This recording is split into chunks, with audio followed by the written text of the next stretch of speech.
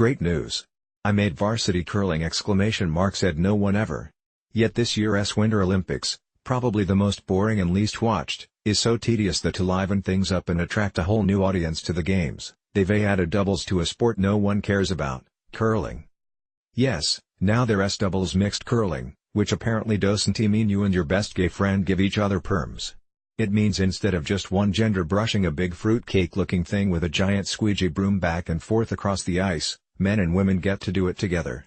This, mind you, is probably less difficult than getting a man to push a broom at top speed across the floor at home. But the insane sport, which must have been invented by a couple of bored high school janitors who had to sweep the gym floor every night, is about as exciting as these Olympics get. It's worse than actually eating the fruitcake. The 2018 Westminster Dog Show.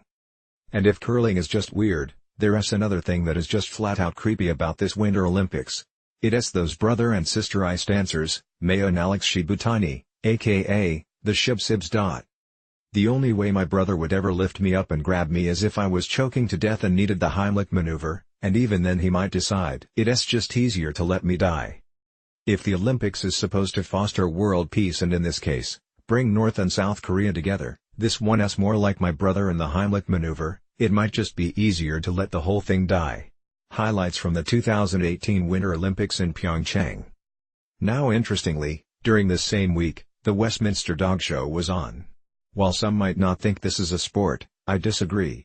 You think it's easy to trot around a ring in health shoes with a poofy dog in a matching hairdo, while dressed in a getup that looks like you bought it from a prison catalog or the pet aisle at Costco? Tragic truth. When watching Westminster is more exciting than the Winter Olympics, we got a problem. Not that the Summer Olympics can be just as dreadful and corporatized. But at least then there's guys in Speedos, which are so tiny that if a man showed up in one at your local pool you'd call the cops, or maybe just figure he's from Germany where man thongs are normal.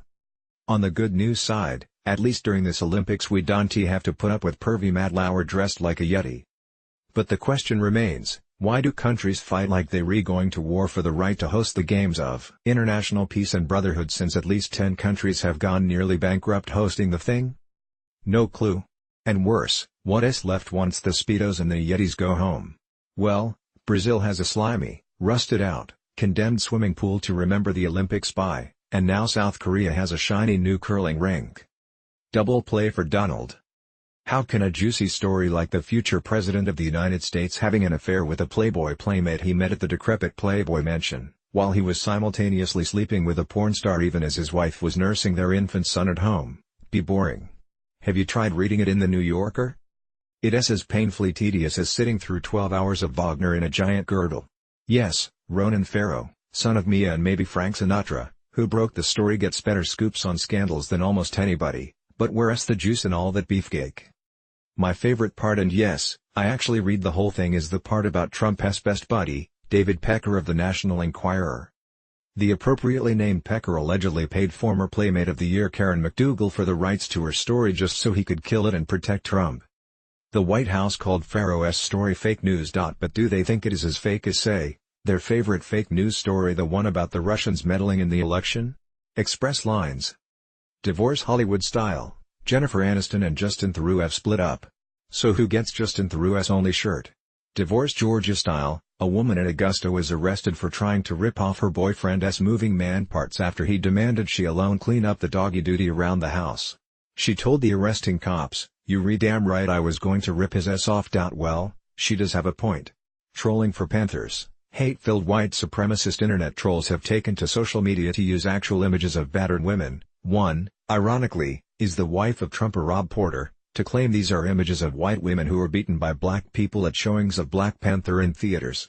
Meantime, it's white gun nuts who have turned movie theaters and concert venues into killing fields. Hack of a job, FBI guys. Wanted, Russian hackers willing to relocate to Trump Tower. The FBI now stands for the Up Bureau of Ignorance. In the latest double screw-up, they admitted that they disastrously ignored a frantic tip on January 5 about future mass murderer Nicolas Cruz and also announced that, oh, no, the Russians actually did meddle in the 2016 presidential election. So they indicted them. You're kidding. That would be a year late and 17 deaths short. What does this agency do with the $8.7 billion we give them of our hard-earned tax dollars every year? It cost the Russians a paltry $1.5 million a month to so thoroughly infiltrate our election. They had hundreds of thousands of followers and were even able to create violent demonstrations using fake extreme right-wing news. What the hell does indicting these Russians even mean? That they can travel here and launder more money any longer without getting busted? If they re so good at hacking our nation, we should do like President Eisenhower did, hire them. Ike transferred Werner von Braun and 1,600 other Nazi bastard engineers to the newly created NASA to build our space program. Here's the choice: our snipers can kill you in Russia, or you can come here and hack for us. Let us take a tip from Royal Brits. Kate Middleton, who is attending the BAFTA Awards, the UK's version of the Oscars, with her husband, Prince William, is in a royal flush. If she wears black to honor the #MeToo and Time's Up movements, it will be seen as a political statement, and the Duchess of Cambridge, like the other royals, are not supposed to make political statements.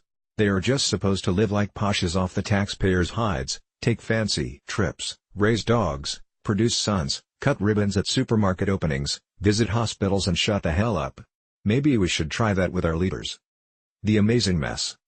So far, so bad.